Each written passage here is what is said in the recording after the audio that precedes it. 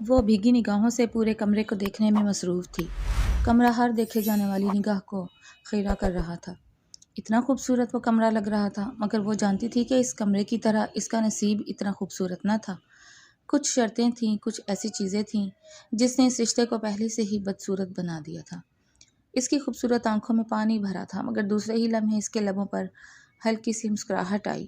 جو بھی تھا، جیسا بھی تھا، اس سے اس کی بہن کی جان بچ رہی تھی، اور اپنی چھوٹی بہن کے لیے اتنا تو وہ کر ہی سکتی تھی۔ اس کے چھوٹے بھائی بہن اس کی جان تھے۔ وہ اپنی جان دے کر بھی اگر ان کو بچا سکتی تو بے شک وہ اپنی جان دے دیتی۔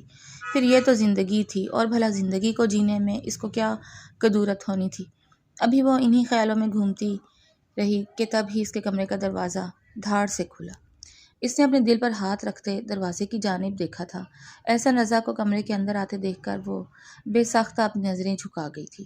اس شخص کے اس پر بہت احسانات تھے، اور ان احسانوں کے بوجھ تلے وہ بری طرح دب گئی تھی۔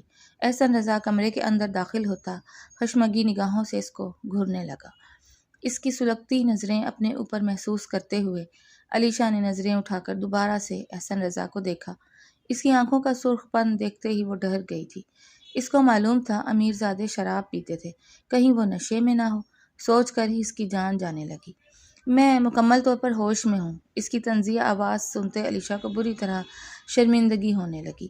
تم اب تک کس خوشی میں ایسے ہی بیٹھی ہو؟ وہ کرسی پر بیٹھتا ٹانگ پر ٹانگ چڑھائے اسے گھورنے لگا۔ وہ میں بس آپ کا انتظار۔ بولتے بولتے وہ بری طرح گڑبڑا گئی تھی۔ کیوں؟ میرا کیوں انتظار کر رہی تھی؟ وہ آپ میرے شوہر ہیں۔ امی نے کہا تھا کہ دلہن صرف اور صرف اپنے شوہر کے لیے ہی سنگھار۔ اس کے کہے کی آواز پر وہ بولتے بولتے رک گئی۔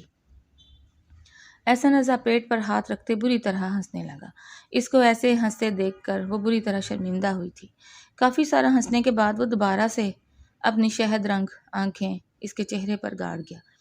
لگ رہا ہے کہ تم بھول گئی ہو کہ یہ شادی نارمل شادی نہیں ہے۔ اس بات کو تمہیں یاد رکھنا ہے علیشا، یہ صرف کانٹریکٹ میرج ہے، ایک کاغذی رشتہ۔ اس رشتے کو کبھی اصل میں مت لینا۔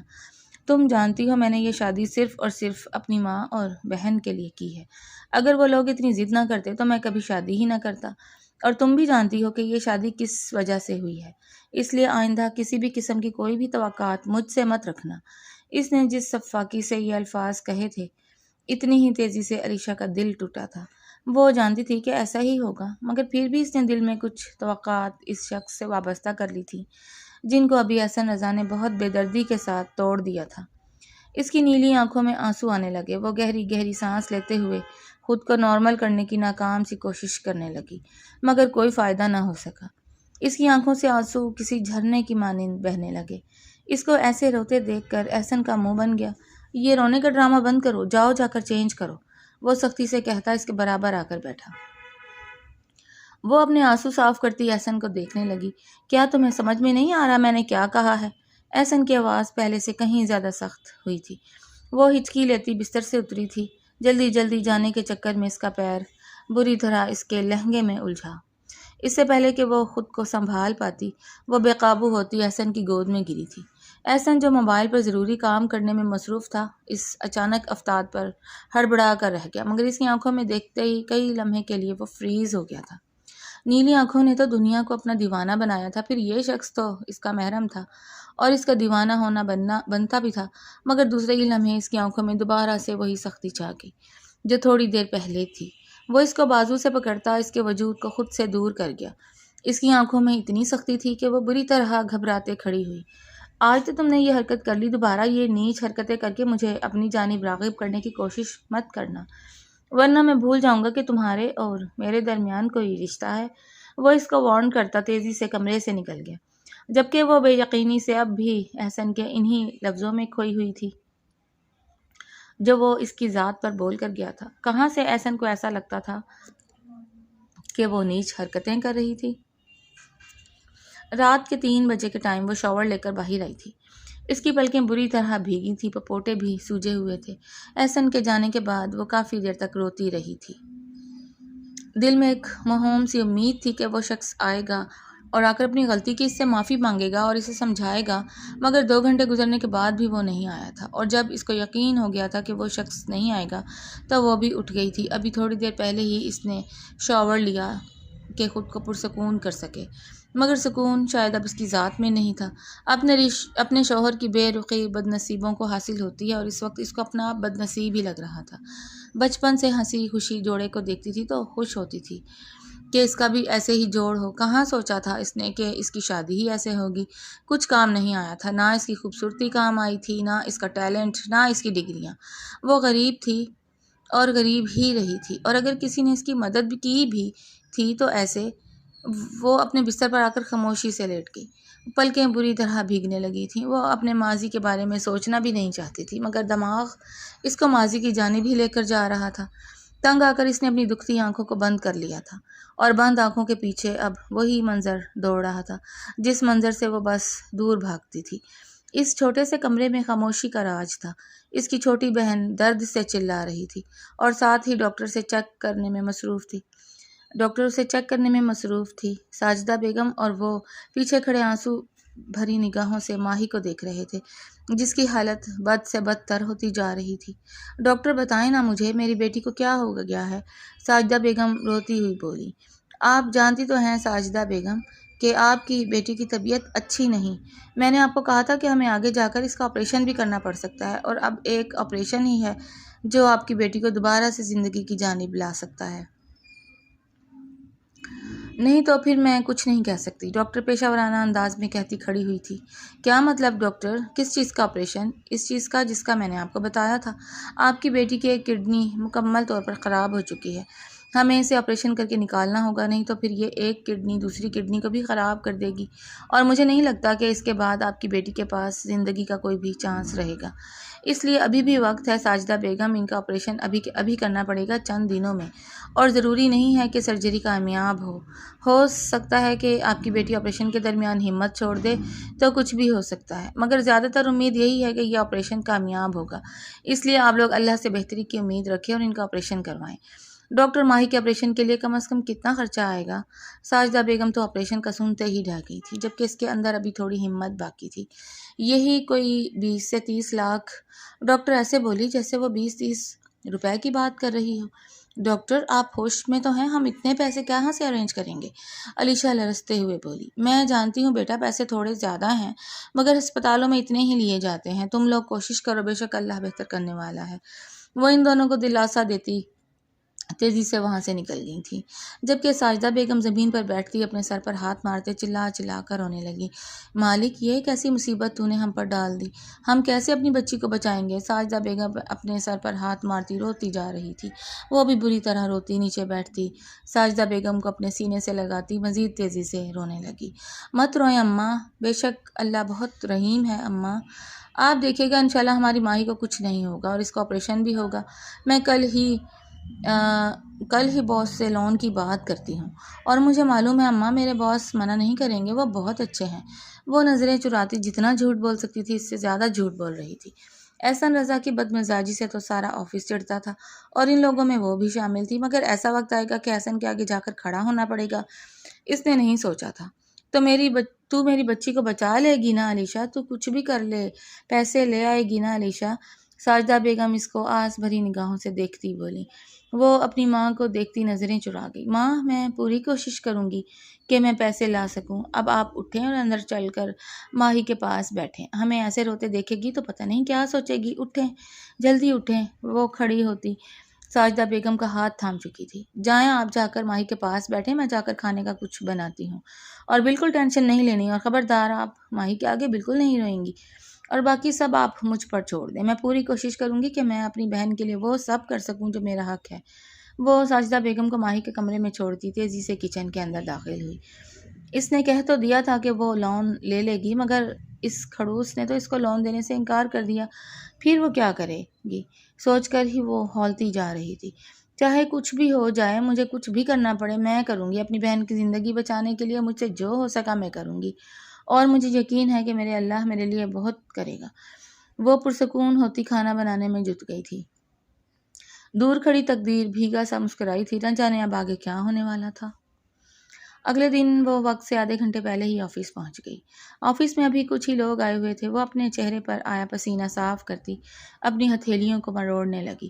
کیا کریں کیا نہیں کریں سمجھ نہیں آ رہا تھا۔ احسن سے لون مانگنا اپنی ہی عزت نفس کا کچلنا تھا، اور یہ کرنے کے لیے اس کو بہت بڑا جگرا چاہیے تھا۔ بھوکے رہتے ہوئے بھی اس نے کبھی کسی کے آگے ہاتھ نہیں پھیلایا تھا۔ پھر اب تو اس کے پاس ایک اچھی جاب تھی کہ اس کا گزارا بہت آسانی سے ہو جاتا تھا، مگر اتنی اچھی بھی نہ تھی کہ وہ 20 سے 30 لاکھ جمع کروا سکتی، اور اگر وہ یہ پیسے نہ لیتی تو اس کی بہن زندگی کی بازی ہار جاتی، اور یہی وہ ہونے نہیں دینا چاہتی تھی۔ وہ گہری سانس بھرتی کھڑی ہوئی۔ لوگوں کے آنے سے پہلے وہ احسن سے بات کرنا چاہتی تھی۔ نہ جانے وہ اکڑو آرام سے مان جاتا ہے یا پھر ضلالت سے بھی نہ مانتا۔ وسوسوں نے اس کے دل کو گھیر لیا تھا۔ احسن کو آفس کے اندر داخل ہوتے دیکھ کر اس کا اعتماد مزید ڈگمگایا تھا۔ وہ اکڑو آج بھی بنا کسی کو دیکھے آگے بڑھ گیا تھا۔ لوگوں کے سلام تک کا جواب وہ شخص نہیں دیتا تھا۔ پتہ نہیں ایسی کون سی اکڑ تھی اس میں۔ وہ برا سا منہ بناتی کھڑی ہوئی۔ بھاڑ میں جائے عزت نفس۔ بہن کی زندگی بچانے کے لیے اس کو بھیک بھی مانگنی پڑتی تو وہ مانگ لیتی، پھر یہ تو لون تھا، اور لون تو اس نے کبھی نہ کبھی لوٹا ہی دینا تھا نا۔ وہ اپنے اندر اعتماد پیدا کرتی تیزی سے احسن رضا کے آفس کے باہر جا کر کھڑی ہو گئی۔ اس کے کپکپاتے ہوئے ہاتھ احسن رضا کے آفس کی ڈور کو نوک کرنے لگے۔ تقریباً 5-6 دفعہ دروازہ بجانے کے بعد بھی اندر سے کوئی آواز نہیں آئی تھی۔ لگ رہا ہے خڑوس اندر ہی مر گیا۔ نہیں اللہ جی، آج نہیں مرنا چاہیے۔ اگر یہ آج مر گیا تو پھر میں کس سے لون مانگوں گی؟ وہ فوراً سے چونکتی مزید تیزی سے دروازہ بجانے لگی۔ آ جائیں۔ اندر سے اس کی دھاڑتی ہوئی آواز سنتے اس کا دل لرز کر رہ گیا تھا، مگر اگلے ہی لمحے وہ نارمل ہوتی اندر داخل ہو گئی تھی۔ احسن اس کو دیکھتا کئی لمحوں کے لیے حیران ہوا تھا، مگر دوسرے ہی لمحے اس کے تاثرات پھر سے سخت ہو گئے۔ کہیے محترمہ، کیا کام تھا جو آپ میرے آفس آ گئی؟ اس کی طنزیہ آواز سنتے اس کے قدم ڈگمگانے لگے تھے۔ وہ ہمت کرتی تیزی سے اس کے سامنے پڑی کرسی پر آ کر بیٹھی۔ کیا میں نے آپ کو بیٹھنے کے لیے کہا محترمہ؟ احسن کی سخت آواز سنتے وہ فوراً سے بھی پہلے کھڑی ہوئی۔ بیٹھ جائیں اور آرام سے مجھے بتائیں کہ ایسا کیا کام ہے جو آپ میرے آفس آ گئیں؟ وہ اس کو بیٹھنے کا اشارہ کرتے خود کو مصروف ظاہر کرنے کے لیے اپنے موبائل میں لگ گیا۔ علیشہ کا دل کیا کہ وہ اس مغرور شخص کا منہ نوچ لے۔ وہ گہری سانس لیتی دوبارہ سے کرسی پر بیٹھتی ہمت جمع کرنے لگی۔ اپنا اور میرا کتنا مزید ٹائم برباد کریں گی مس علیشہ؟ وہ موبائل میں دیکھتے دیکھتے ہی بولا۔ سر وہ مجھے آپ سے لون کی بات کرنی تھی، وہ ایک ہی سانس میں تیزی سے کہہ گئی۔ احسن موبائل سائڈ پر رکھتے ہیں اس کی آنکھوں میں اپنی آنکھیں گاڑ گیا تھا۔ جی مس، دوبارہ سے بولیں۔ سر وہ میری سسٹر کا آپریشن ہے، اگر آپریشن نہ ہو سکا تو اس کی جان بھی جا سکتی ہے، اس کے لیے مجھے لون چاہیے سر، اور آپ ٹینشن نہ لیں، جتنا بھی لون ہوگا میں ہر مہینے اپنی سیلری سے کٹواتی رہوں گی، مگر پلیز سر مجھے لون دینے سے منع مت کریں، مجھے اس وقت اس لون کی سخت ضرورت ہے۔ وہ بھیگے لہجے میں تیز بولتی جا رہی تھی۔ کتنا لون چاہیے مس علیشہ؟ احسن چیک نکالتا بولا۔ 30 لاکھ۔ اس کے منہ سے اتنی رقم سنتے احسن کو ایک لمحے کے لیے یقین نہ آیا تھا۔ کتنی رقم مس علیشہ؟ 30 لاکھ سر، وہ اسی لہجے میں دوبارہ بولی۔ آپ جانتی بھی ہیں کہ یہ کتنی رقم ہوتی ہے، آپ بوڑھی بھی ہو جائیں گی نا تب بھی آپ اتنا لون ادا نہیں کر پائیں گی۔ احسن کا لہجہ سخت ہوا تھا۔ سر پلیز یہ لون مجھے دے دیں، اگر میں نے اپنی بہن کا آپریشن نہیں کروایا تو اس کی زندگی ختم ہو جائے گی سر، میری ماں کی خوشیاں چلی جائیں گی سر، پلیز ایسا مت کریں، مجھے وہ لون دے دیں۔ آپ کی دفعہ وہ پھوٹ کر روتی۔ احسن اس کا چہرہ دیکھتے گہری سوچ میں گم ہو گیا۔ ابھی وہ کچھ سوچ ہی رہا تھا کہ تبھی اس کا موبائل بجا۔ اس سے پہلے کہ وہ کال کاٹتا اپنی ماں کا نام دیکھتے وہ فون اٹھا چکا تھا۔ جی ماں بولیں۔ اس کا لہجہ پہلی دفعہ علیشہ کو تھوڑا نرم محسوس ہوا۔ شاید اس کی ماں اس کی جان تھی۔ کہاں ہو تم احسن؟ جلدی گھر آؤ، میں تمہارے لیے لڑکی دیکھنے آئی ہوں، آج تو میں تمہاری بات طے کر کے ہی مانوں گی، پہلے اپنی بوڑھی ماں کی خوشی کا تو کوئی خیال رکھو۔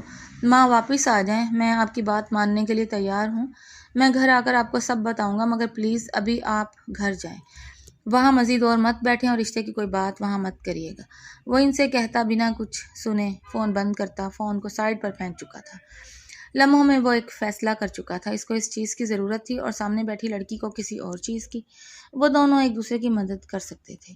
ہاں بالکل کر سکتے تھے، میں آپ کو لون دینے کے لیے تیار ہوں مس علیشہ۔ اس کے منہ سے یہ سنتے علیشہ کی خوشی کا کوئی ٹھکانہ نہیں رہا تھا۔ شکریہ سر، آپ بہت اچھے ہیں۔ وہ فوراً سے کھڑی ہونے لگی۔ بیٹھیے مس علیشہ، ابھی میری بات مکمل نہیں ہوئی ہے۔ اس کی بات سنتی وہ دوبارہ سے کرسی پر بیٹھی تھی۔ ایک شرط پر آپ کو میں 30 لاکھ روپے دوں گا اور آپ کو وہ پیسے واپس بھی نہیں کرنے پڑیں گے۔ نہیں سر، وہ پیسے میں لوٹا دوں گی۔ پوری بات سن لیں مس، پھر آگے بولیے گا۔ اس کا لہجہ سخت ہوا۔ آپ کو مجھ سے نکاح کرنا ہوگا مس علیشہ۔ وہ اتنی تیزی سے بولا کہ علیشہ کو لگا کہ اسے سننے میں غلطی ہوئی ہے۔ جی سر، میں سمجھی نہیں، وہ دھیمے لہجے میں بولی۔ یہی کہ مس آپ کو مجھ سے نکاح کرنا ہوگا، وہ آرام سے بولتا اپنی کرسی سے ٹیک لگا گیا، جبکہ وہ وہاں بیٹھی بیٹھی جم کر رہ گئی تھی۔ سر یہ آپ کیا کہہ رہے ہیں؟ کافی دیر بعد وہ ہوش میں آتی خوف زدہ سی بولی۔ وہی جو آپ نے سنا مس، وہی کہا میں نے۔ احسن کا لہجہ اب بھی ویسا ہی تھا، وہ اتنا نارمل تھا جیسے کوئی مذاق کر رہا ہو۔ مگر سر ایسا کیسے ہو سکتا ہے؟ آپ اور میں کیسے شادی کر سکتے ہیں؟ ہم دونوں کا تو کوئی جوڑ ہی نہیں ہے۔ وہ لفظ توڑ کے ادا کرتی اپنی بات احسن تک پہنچانے کی مکمل کوشش کر رہی تھی۔ آپ کسی خوش فہمی میں مت رہیں مس علیشہ، یہ شادی میرے لیے بھی بس ایک مجبوری ہے جیسے آپ کے لیے۔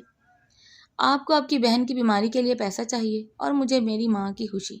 میں شادی نہیں کرنا چاہتا، مگر میری ماں اور میری بہنیں مجھ پر پریشر ڈال رہی ہیں کہ میں شادی کروں، اور میں اب تھک چکا ہوں اس بحث سے۔ میں اب مزید اپنی ماں اور بہن سے نہیں لڑ سکتا، اس لیے تم سے کہہ رہا ہوں کہ یہ شادی صرف اور صرف ایک کانٹریکٹ ہوگا۔ تم میری ماں اور بہن کو خوش رکھو گی، بدلے میں میں تمہیں اتنے پیسے دوں گا کہ تمہاری بہن کا علاج اور آپریشن اچھے سے ہو جائے گا۔ اس کے بدلے ہم دونوں نکاح کر لیں گے۔ دنیا والوں کے سامنے ہم ایک پاورفل کپل ہوں گے، مگر اس کمرے میں ہم جانتے ہوں گے کہ ہماری حدیں کیا ہیں۔ وہ اس کو دیکھتا اپنی ساری باتیں اس کے ذہن میں ڈالتا جا رہا تھا۔ مگر سر یہ اتنا آسان؟ علیشہ تھوڑا گھبرائی۔ مس یہ آپ کے اوپر ہے، اگر آپ کو نہیں منظور تو آپ جا سکتی ہیں۔ احسن کا لہجہ دوبارہ سے بے رخی بھرا ہو گیا تھا۔ مگر ایک بات یاد رکھیے گا کہ یہ آپ کی بہن کی زندگی کا سوال ہے۔ اگر آپ منع کر کے چلی جائیں گی تو آپ کی بہن کے ساتھ کچھ بھی ہو سکتا ہے۔ اب وہ باقاعدہ اس کا دماغ اسی جانب لگانے لگا۔ ساجدہ بیگم کے آنسو، ماہی کی درد بھری چیخیں اس کی آنکھوں کے سامنے گھومنے لگیں۔ سر میں تیار ہوں اس نکاح کے لیے، وہ بھیگے لہجے میں کہتی اپنی نظریں جھکا گئی۔ گڈ مس علیشہ، اب آپ جائیں، جا کر اپنا کام ختم کریں، اور کل دوپہر میں ہی یہ نکاح ہوگا، اور کل ہی میں آپ کے اکاؤنٹ میں اتنے پیسے ٹرانسفر کروا دوں گا کہ آپ کی بہن کا اچھے سے علاج بھی ہو جائے گا اور آپریشن بھی۔ اس چیز کی اب آپ ٹینشن نہیں لیں گی۔ ٹینشن اب آپ کو صرف اس چیز کی لینی ہے کہ آپ کو میرے گھر والوں کو کیسے خوش رکھنا ہے۔ بس ایک بات یاد رکھیے گا کہ میری ماں اور بہنوں کو کسی بھی بات پر آپ سے شکایت نہیں ہونی چاہیے۔ یہ بات میں برداشت نہیں کروں گا۔ ان کے سامنے آپ کو میرے ساتھ بہت اچھے سے رہنا ہے۔ ہمارے درمیان جو کانٹریکٹ ہے یہ صرف ہمارے درمیان ہی رہنا چاہیے۔ وہ اس کو کہتا تیزی سے اٹھتا واش روم کی جانب چلا گیا تھا، جبکہ وہ بھی ہمت کرتی کھڑی ہوئی تھی۔ کیا سوچ کر آئی تھی اور کیا چیز سوچ کر جا رہی تھی؟ ٹانگوں میں ایسے لگ رہا تھا جان ہی نہیں ہے۔ وہ خود کو گھسیٹتی تیزی سے آفس سے باہر نکل گئی، جبکہ احسن اپنے آفس سے باہر آتا اپنے چہرے کو مسل کر رہ گیا تھا۔ یہ نکاح ابھی بھی اس کے لیے دردناک ہی تھا۔ اس کی بہن کے ساتھ اس نکاح کے رشتے کے باوجود بھی جو ہوا، وہ خود یہ نکاح نہیں کرنا چاہتا تھا۔ کتنے نازوں سے، کتنے ارمانوں سے نیلم کو پالا تھا اس نے۔ نیلم اس سے 1 سال بڑی تھی، مگر اس نے نیلم کے لیے بہت کچھ کیا تھا۔ نیلم کی پوری شادی ہی اس نے خود کروائی تھی، مگر نیلم کا سسرال اچھا نہ تھا۔ سب کچھ دینے کے بعد بھی وہ نیلم کو اچھا نصیب نہیں دے سکا تھا۔ نیلم کا شوہر اس کو دن رات مارا کرتا تھا۔ یہ سب تو نیلم نے چھپا لیا تھا، مگر بات آگے جا کر بہت بڑھ گئی تھی۔ نیلم پیٹ سے تھی اور اس کا شوہر چاہتا تھا کہ بیٹا ہو۔ نیلم سمجھا کر تھک گئی تھی کہ یہ تو اللہ کی مرضی ہے، مگر اس کے گھر والے نہیں مانے تھے۔ بعد میں اس کو یہ دھمکی بھی مل گئی تھی کہ اگر اس کی بیٹی ہوئی تو اس بچی کو مار دیا جائے گا اور اس کو بھی مار دیا جائے گا۔ وہ رو رو کر اللہ سے دعا کرتی تھی کہ اللہ اسے بیٹا دے، مگر قدرت کی ہونی کو کون ٹال سکا ہے۔ نیلم کی سونوگرافی میں معلوم ہوا کہ اس کا بیٹا نہیں بیٹی ہو رہی ہے۔ اس کا دل خون کے آنسو رونے لگا۔ اس روز ہی اس کے شوہر نے اس کو سیڑھی سے دھکا دے دیا۔ وہ جو 8 مہینے کے پیٹ سے تھی، پیٹ کے بل زمین پر گرتی بری طرح تڑپنے لگی۔ وقت پر وہ اور اس کی ماں پہنچتے نیلم کو ہاسپٹل منتقل کروا چکے تھے، مگر وہی ہوا جس کا ڈر تھا۔ نیلم کو تو جیسے تیسے کر کے بچا لیا گیا، مگر نیلم کے پیٹ میں پلتی اولاد اللہ کو پیاری ہو چکی تھی۔ اس کے ساتھ ساتھ نیلم اب آگے ماں بھی نہیں بن سکتی تھی۔ یہ ایسا گہرا زخم تھا جو اس کے پورے گھر والوں کو کھا گیا تھا۔ اس کے بعد ان لوگوں نے نیلم کو طلاق دلوا دی، اس کے سسرال والوں پر کیس بھی کیا، مگر شادی سے اس کا ایمان اٹھ گیا تھا۔ وہ زندگی میں شادی نہیں کرنا چاہتا تھا، مگر اس کی ماں کی ضد پر وہ آج دوبارہ سے اس شادی پر تیار ہوا تھا۔ اور وہی سب یاد آتے اس کا دل دوبارہ سے ڈرنے لگا تھا۔ کہیں اگر اس کے ساتھ بھی یہی سب ہوا پھر؟ نہیں، وہ لڑکی معصوم ہے، احسن خود سے کہتا چیئر پر بیٹھا تھا۔ دل عجیب و غریب سوچوں میں جکڑ گیا تھا، نہ جانے قدرت نے آگے کیا لکھ رکھا ہے۔ اگلے دن تقریباً 2 بجے کے ٹائم ان دونوں کا نکاح ہو گیا۔ گھر میں اس نے سب بتایا تھا مگر یہی نہیں بتایا تھا کہ یہ نکاح کانٹریکٹ ہے۔ پہلے تو ساجدہ بیگم نے اس کو منع کیا اور کافی ملامت بھی کی کہ اس کی بہن بیمار ہے اور وہ نکاح، مگر اس کے سمجھانے پر وہ مان گئی تھی۔ ساتھ وہ یہ بھی بتا چکی تھی کہ احسن ماہی کی تمام بیماری کے خرچے اٹھا لے گا۔ یہ سن کر بھی ساجدہ بیگم تھوڑا دب گئی تھی۔ باقی دوسری طرف احسن بھی اپنے گھر والوں کو سب بتا چکا تھا۔ اس کی ماں اور بہن خوش تو ہوئی تھی مگر اندر سے کون خوش تھا؟ کوئی خوش نہیں، یہ تو آگے ہی معلوم ہونا تھا۔ نکاح کے بعد وہ سیدھا احسن کے گھر آئی تھی۔ اس کا استقبال احسن ہاؤس میں بہت اچھے سے کیا گیا۔ یہ سب دیکھتے ہی اس کے دل میں طرح طرح کے خیالات آئے تھے۔ وہ خوش بھی ہوئی تھی۔ بانو بیگم اس کو خود سے لگا اس کا چہرہ چومنے لگی۔ اللہ، میری آنکھیں ترس گئی تھیں اپنی بہو کا چہرہ دیکھنے کے لیے۔ اللہ تم دونوں کو ہمیشہ خوش رکھے۔ اللہ تم دونوں کی جوڑی ہمیشہ بنائے رکھے۔ میرے بچے نے میری بات مان لی، میں بہت خوش ہوں۔ وہ احسن کو اپنے سینے سے لگائے اس کے بالوں کو چومنے لگی۔ احسن نے بھی نرمی سے ان کی پیشانی چوم لی۔ بس اللہ جلدی جلدی تم دونوں کی گود ہری کر دے، مجھے بس پھر کچھ اور اللہ سے نہیں چاہیے۔ اپنے بیٹے کی اولاد دیکھوں، میرے لیے یہی کافی ہے۔ وہ ان دونوں کا ہاتھ تھامے بولتی جا رہی تھی، جبکہ احسن اور علیشہ ایک دوسرے سے یوں نظریں چرا رہے تھے جیسے وہاں پر پتہ نہیں کیا ہو رہا ہو۔ اماں بس بھی کر دیں، ابھی تو ان دونوں کی شادی ہوئی ہے، آپ کو ابھی سے اولاد چاہیے؟ نیلم کی کاٹ دار آواز سنتے علیشہ خود ہی بانو بیگم سے دور ہو گئی۔ ابھی آگے آگے یہ تو دیکھیں کہ آپ کی بہو ویسی ہے بھی یا نہیں، اور اگر یہ ویسی نہیں ہوئی تو پھر بھلا کیا ضرورت ہے اس کو ہمارے احسن کے ساتھ رکھنے کی؟ خدا کا خوف کر نیلم، ابھی تو یہ آئی ہے، ابھی سے یہ ساری باتیں کر رہی ہے کہ پاگل ہو گئی ہے؟ امی میں ویسے ہی کہہ رہی تھی۔ نیلم شرمندہ ہوتی دوبارہ سے صوفے پر بیٹھ گئی۔ چھوڑو اس کو، یہ کچھ بھی کہتی رہتی ہے، تم دونوں بیٹھو، میں بھی اذیت سے کہتی ہوں کہ چائے لے کر آئے۔ بانو بیگم مسکراتے ہوئے اس کو اپنے ساتھ بٹھا چکی تھی۔ بانو بیگم سے مل کر وہ بہت خوش تھی۔ ایک ماں کو اگر چھوڑ آئی تھی تو یہاں ایک اور ماں اسے مل گئی تھی۔ تقریباً آدھے گھنٹے بعد بانو چائے لیے اندر داخل ہوئی۔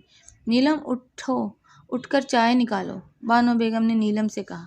اپنے بیٹے سے کہیں اماں، اب اس کی بیوی آ گئی ہے، نیلم تیز لہجے میں کہتی تیزی سے اندر چلی گئی تھی، جبکہ وہ سارے اپنا سا منہ لے کر وہیں بیٹھے رہ گئے۔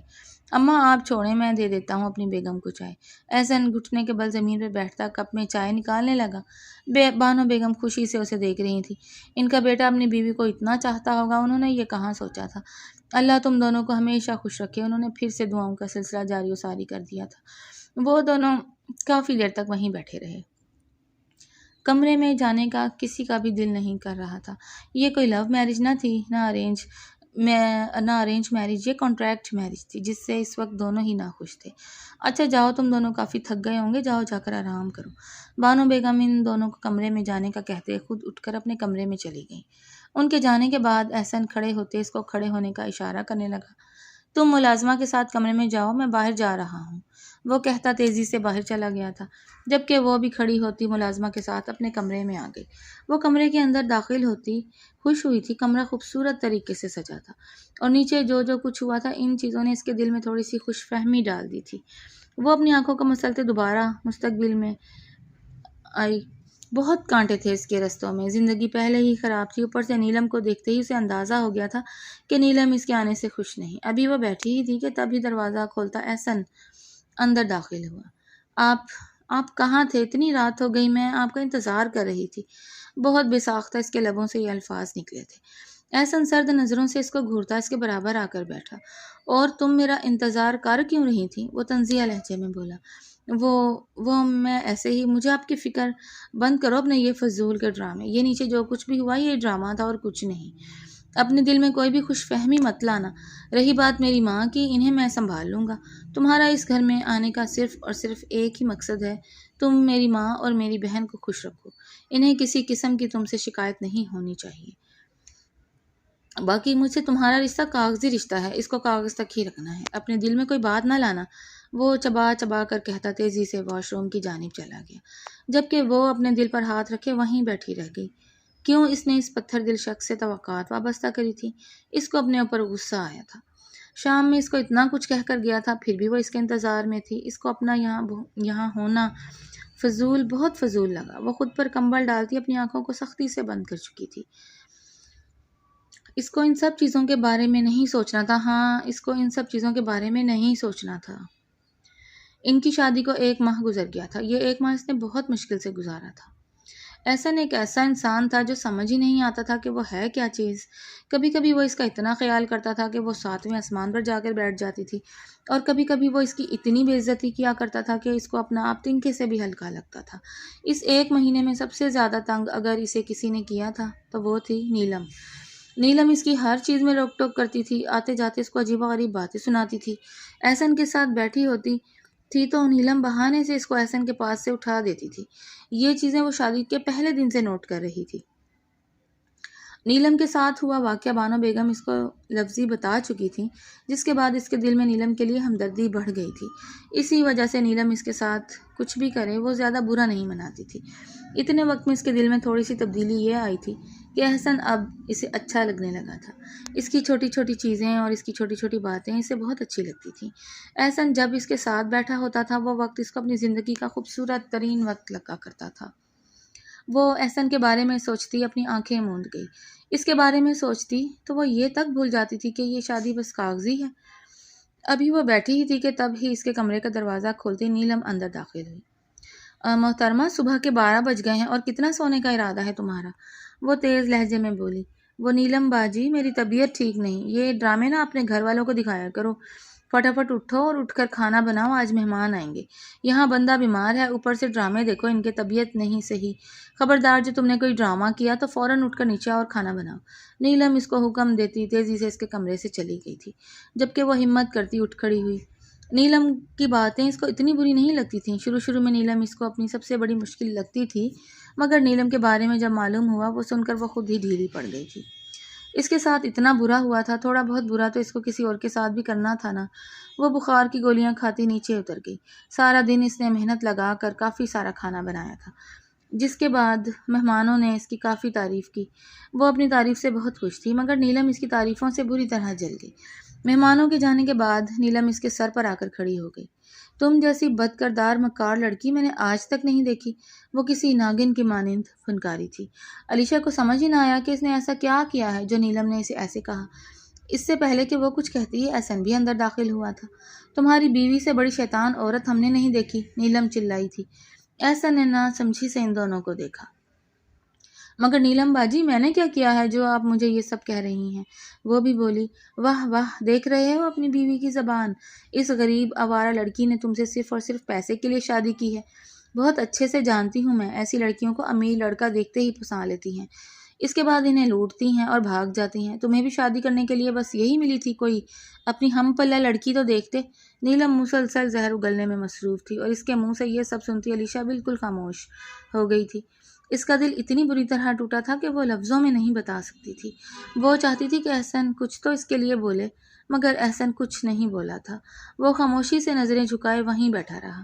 نیلم اب بھی خاموش نہیں ہوئی تھی۔ وہ اپنے آنسو بھری آنکھوں کو چھپائے اس کی باتوں کو سننے میں مصروف تھی۔ غیر مرد تمہاری بیوی کی تعریف کریں، اسے اچھا لگتا ہے۔ ارے کھانا بنایا تھا تو کھانا لگا کر چلی جاتی۔ کون کہہ رہا تھا جم کر وہیں بیٹھے؟ وہ لوگ اس کی تعریف کر رہے تھے اور یہ ایسے ہنس ہنس کر ان کی باتوں کا جواب دے رہی تھی جیسے وہ پتہ نہیں اس کے کون ہو۔ 1 نمبر کی آوارہ ہے تمہاری بیوی۔ اس سے پہلے کہ نیلم کچھ اور کہتی، علیشا تیزی سے اپنے کمرے میں بھاگ گئی تھی۔ اس سے زیادہ سننے کی تاب اس میں نہیں بچی تھی۔ میں تمہیں بتائے دے رہی ہوں احسن، اس کو طلاق دے کر فارغ کرو۔ مجھے یہ لڑکی بالکل سمجھ نہیں آئی۔ امی بیمار کیا ہوئی، یہ تو سر پر ہی چڑھ گئی۔ بس کر دیں باجی، کیا ہو گیا آپ کو؟ تعریف ہی کی ہے نا، ہنس کر جواب ہی دیا ہے نا اس نے۔ کوئی نمبر تو نہیں دے دیا نا آپ نے جو آپ اتنی باتیں بنا رہی ہیں؟ میں آپ کی بہت عزت کرتا ہوں آپا، اور آپ کو چاہیے آپ اس کی عزت کا خیال رکھیں، وہ تیز لہجے میں کہتا تیزی سے باہر چلا گیا تھا۔ سوچا تھا کہ گھر جاتا ہوں، علیشا کے ساتھ کچھ اچھا وقت گزرے گا، مگر جانتا نہیں تھا کہ یہ ہوگا۔ وقت کے ساتھ ساتھ احسن کے دل میں بھی جذبات بدلنے لگے تھے۔ اس عورت نے گھر میں آتے ہی گھر کو بدل کر رکھ دیا تھا۔ پہلے جو گھر خاموش پڑا رہتا تھا وہ گھر پھر سے زندہ ہو گیا تھا، اور یہ سب احسن کو اچھا لگتا تھا، مگر اب تک اس نے کچھ بھی نہیں کہا تھا۔ دل تو بہت کیا تھا کہ اس کے سامنے ہی نیلم کو کچھ بولے، مگر وہ اس کی بہن تھی اور وہ اس کی بہن کو علیشا کی نظروں میں شرمندہ نہیں کروانا چاہتا، جبکہ دوسری جانب علیشا کے دل میں تو کچھ اور ہی چل رہا تھا۔ اب تک اس شخص کو مجھ پر بھروسہ نہیں ہے، اللہ میری محبت کو رائگاں ہونے سے بچا لے، اس شخص کا دل میری جانب موڑ دے اللہ۔ وہ روتے ہوئے اللہ سے سچے دل سے دعا کر رہی تھی، اور بے شک سچے دل کی دعا اللہ سنتا ہے۔ اب آگے کیا ہونا تھا یہ وقت بتانے والا تھا۔ نیلم یہ سب کر چکی تو سکون سے چلی گئی تھی، مگر اس کے بعد اس کو سکون نہیں آیا تھا۔ کیا تھا اگر احسن دو لفظ اس کی طرف داری میں کہہ دیتا؟ کیا وہ بدکردار تھی؟ کیا وہ ہر کسی سے ہنس ہنس کر باتیں کرتی تھی؟ نیلم نے وہ کہا تھا جو کام اس نے زندگی میں نہیں کیے تھے۔ آفس میں ہونے کے باوجود بھی اس نے کبھی کسی مرد سے بات نہیں کی تھی علاوہ احسن کے۔ یہ بات احسن جانتا تھا اور بہت اچھے سے جانتا تھا، پھر بھی احسن نے اس کی سائڈ نہیں لی تھی۔ اس کو اپنا دل دکھتا ہوا محسوس ہو رہا تھا۔ رات آہستہ آہستہ سے سرک رہی تھی مگر اسے نیند نہیں آ رہی تھی۔ دوسری جانب احسن بھی اس وقت سے غائب تھا، اس کو احسن کا شدت سے انتظار تھا۔ آج وہ احسن سے پوچھنا چاہتی تھی کہ وہ اسے سمجھتا کیا تھا، سمجھتے کیا ہیں مجھے؟ بولتے تو رہتے ہیں کہ یہ رشتہ بس کاغذی ہے، وقت پڑنے پر ختم ہو جائے گا، پھر میں نے کیوں اس شخص پر یقین کیا؟ یا اللہ، وہ شخص مجھے روز کہتا تھا کہ اس رشتے کو دل سے نہ لگانا، پھر کیوں میں نے اس رشتے کو دل سے لگا لیا؟ کیوں میں اس خوش فہمی میں پڑی کہ وہ بھی مجھے اس کا دل پھٹنے لگا؟ نہیں علیشہ، اپنے قدموں کو یہیں روک لیں، سب بہتر ہو گیا ہے، سب کی زندگی بہتر ہو گئی ہے، میں اپنی زندگی کو بھی بہتر بناؤں گی، میں خود کو برباد نہیں ہونے دوں گی۔ وہ خود سے فیصلہ کرتے ہوئے بستر پر کروٹ بدل گئی تھی۔ لاکھ برداشت کے باوجود بھی اس کی آنکھوں سے آنسو بہہ رہے تھے۔ شاید محبت کرنے کا یہی انجام ہوتا ہے۔ ابھی وہ لیٹی ہوئی تھی کہ تبھی دھاڑ سے دروازہ کھولتا احسن اندر داخل ہوا۔ وہ اپنے دل پر ہاتھ رکھتی اٹھ کر بیٹھی تھی۔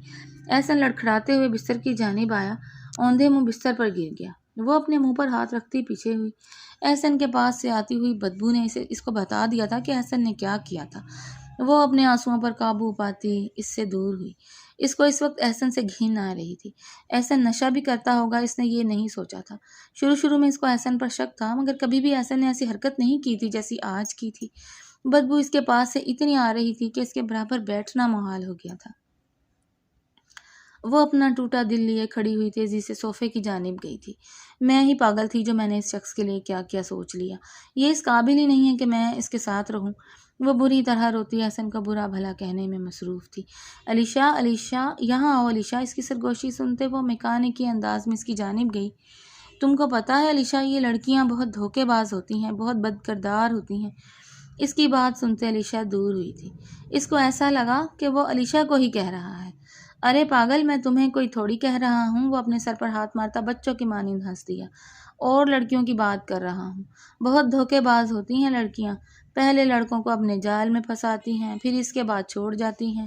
تم تو ایسی نہیں ہونا، تم ہونا بھی مت ایسی، تم کبھی مجھے چھوڑ کر مت جانا۔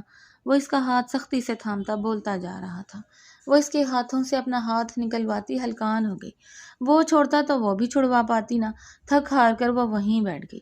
تقریباً آدھے گھنٹے بعد وہ یوں ہی عجیب و غریب باتیں بناتا سو گیا۔ اس کے سونے کے بعد وہ کھڑی ہوتی تیزی سے الماری سے اپنے سارے کپڑے نکالنے لگی۔ یہ تو وہ طے کر چکی تھی کہ اس نشئی کے ساتھ اب وہ نہیں رہنے والی تھی۔ اس شخص سے اس کو محبت تھی تو کیا ہوا؟ ویسے بھی نیلم اس کو اس گھر میں برداشت نہیں کر پا رہی تھی۔ یہ شخص ہر وقت اسے کاغذی رشتہ یاد دلاتا رہتا تھا، پھر وہ کیوں کر اس کے ساتھ رہتی؟ وہ اپنے سارے کپڑے بیگ میں بھرتی بڑی سی چادر کو اپنے اوپر لپیٹ گئی۔ جتنی رات ہو گئی تھی اتنی رات کو جانا اس کے لیے سیف نہ تھا۔ وہ تھک ہار کر دوبارہ وہیں بیٹھی تھی، مگر وہ فیصلہ کر چکی تھی کہ صبح ہوتے ہی وہ سب سے پہلے یہاں سے چلی جائے گی۔ یہاں کے لوگوں کو سکون دینا اس کی اولین ترجیح تھا۔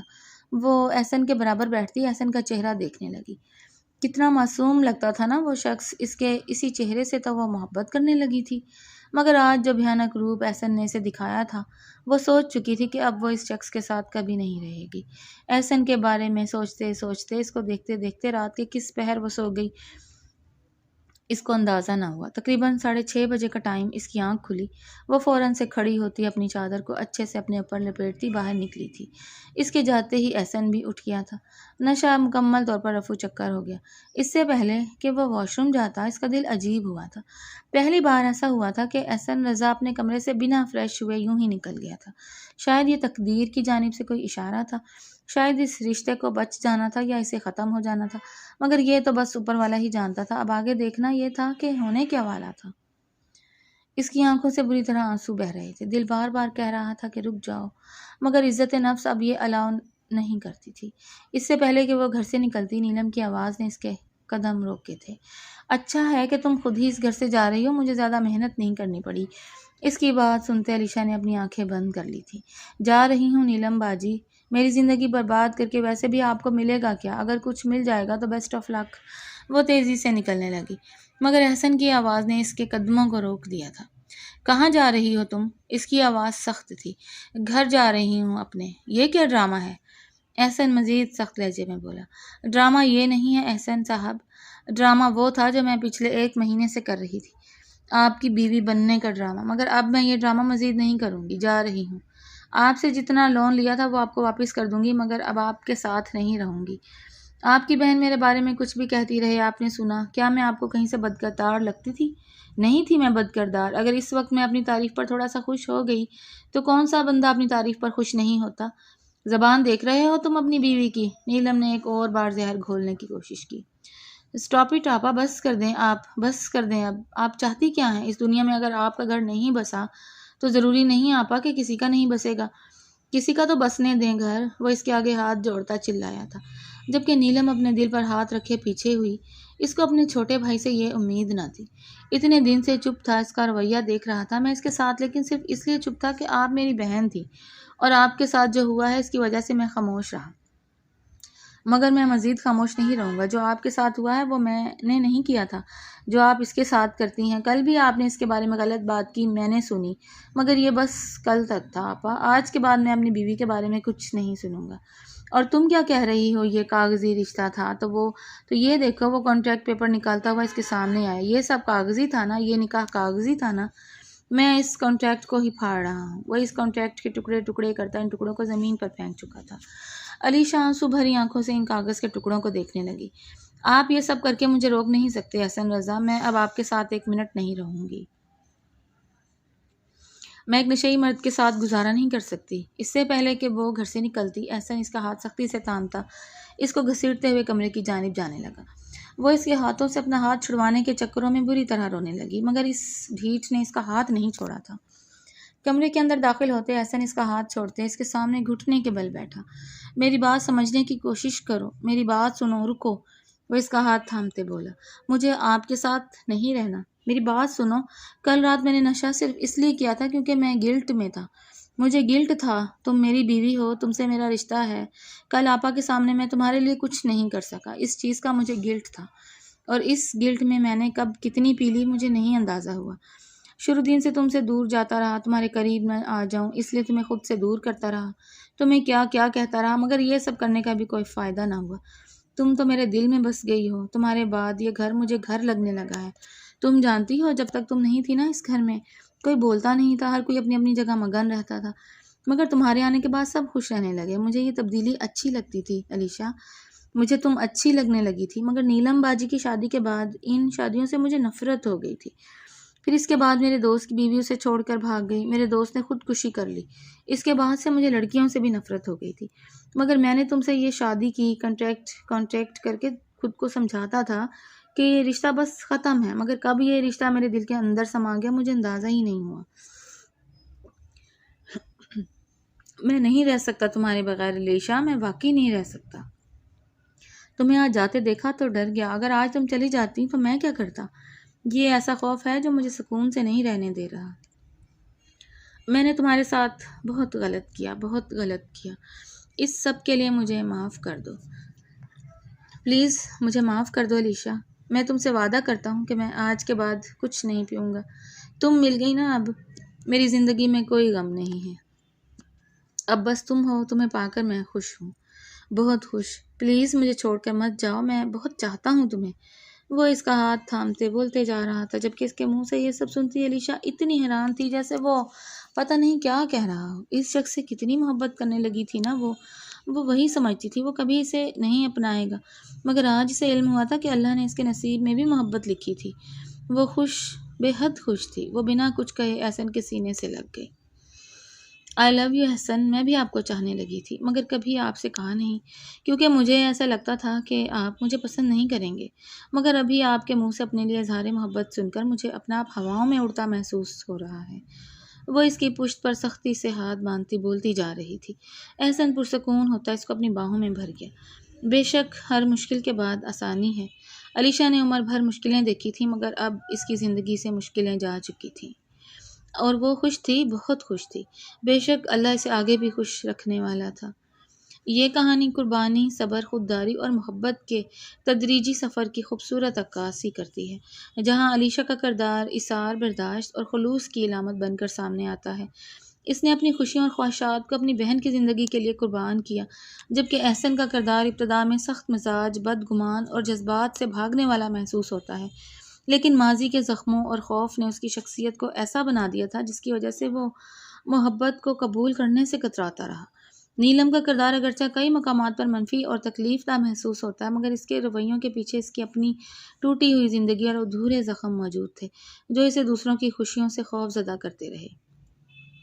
کہانی یہ سبق دیتی ہے کہ ہر سخت لہجے، تلخ رویے اور غلط فیصلے کے پیچھے کوئی نہ کوئی دکھ چھپا ہوتا ہے۔ اس لیے لوگوں کو صرف ان کے اعمال سے نہیں بلکہ ان کے حالات سے بھی سمجھنے کی کوشش کرنی چاہیے۔ ساتھ ہی یہ حقیقت بھی ابھر کر سامنے آتی ہے کہ محبت زبردستی حاصل نہیں کی جا سکتی، مگر اخلاص، کردار اور صبر اکثر وہ دروازے کھول دیتے ہیں جو ضد اور مطالبوں سے کبھی نہیں کھلتے۔ زندگی میں مشکلات ہمیشہ سزا نہیں ہوتی، بعض اوقات وہی مشکلات انسان کو اس مقام تک لے جاتی ہیں جہاں اسے اپنی سب سے بڑی خوشی نصیب ہوتی ہے، اور یہی امید، برداشت اور نیک نیتی ہی اس کہانی کا سب سے خوبصورت پیغام ہے۔ اور آپ کو یہ کہانی کیسی لگی؟ پڑھ کر اپنی رائے کا اظہار کیجیے گا اور چینل کو سبسکرائب کر لیں۔ شکریہ۔